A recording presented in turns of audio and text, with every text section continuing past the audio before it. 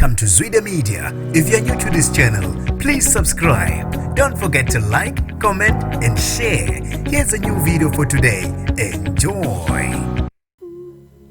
Bathukuthele bavala umgwaqo eRichards Bay abahlala bangenema abatelekele ukunyuka kuka Petrol ngamawala. Nginibingelele ngiphinde nginamukele kuphina kuphi lani bolokhona le video. Mangoqala usijonele likhasi wamwelekele igama lami ngosibonga konke wakandwando Mothanda ongangibiza intatheli eka YouTube. Bathukuthele bagana unwabo abahlala bangeneme ngokunyuka kwentengo kaPetrol ngesikhulu esivinini. Babe sebevala umgwaqo bamisa abashayeli bamaloli maqede babaphuca amaloli bawanqumisa emgwaqeni. Abantu basale behlukane phakathi ngesenzo sabahlala bavale umgwaqo njengoba bekhala ngokubhikishela ukunyuka kwentengo kaPetrol ngesikhulu isivinini. Usabelo Baloteli Mavundla Zuluboy uthe abantu baseNingizimu Afrika bavuna abakutshalile bona bavotela leqembu eliphethe njengamanje. Lekho kuyimphumela yokuvota kwabo bevotela iqembu elinganendaba nabantu. UNtomboxolo Mzobe uthe umsebenzi omuhle